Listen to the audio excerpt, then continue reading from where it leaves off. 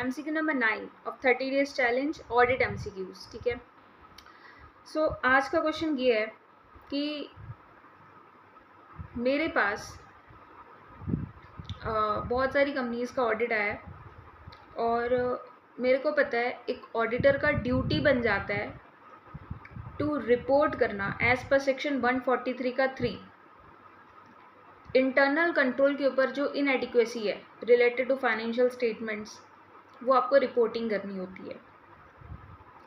तो मेरी जो क्लाइंट है वो किस तरीके की क्लाइंट है, वो मेरी एक ओपीसी कंपनी है, वो मेरी स्मॉल कंपनी है, या मेरी जो क्लाइंट है वो मेरी प्राइवेट कंपनीज़ है जिसकी टर्नओवर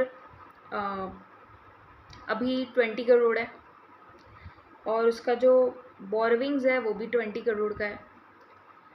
सो इस केस में क्या होता है कि मेरे को इनएडिक्वेसी दिख रही है और छोटी छोटी कंपनीज़ हैं, मैंने रिपोर्ट दे दिया। ठीक है, द क्वेश्चन इज़ क्या मेरे को इस तरीके से जितनी भी इतनी सारी कंपनीज़ होगी मेरे पास, OPC company, dormant company, small companies, इतनी छोटी छोटी प्राइवेट कंपनीज जिसकी टर्नओवर 1-1 करोड़ है, 2-2 करोड़ है, 20-20 करोड़ है, तो क्या सबकी मैं रिपोर्टिंग बनाने बैठूँ? The answer is no. See the thing is, सबसे पहले तो इंटरनल कंट्रोल के ऊपर जो डिफिशेंसीज अपने को दिखती है वो भी उसी डिफिशेंसी को अपने देखते हैं जो इंटरनल कंट्रोल फाइनेंशियल स्टेटमेंट के रिलेटेड हो, फाइनेंशियल स्टेटमेंट के ऑडिट के रिलेटेड हो।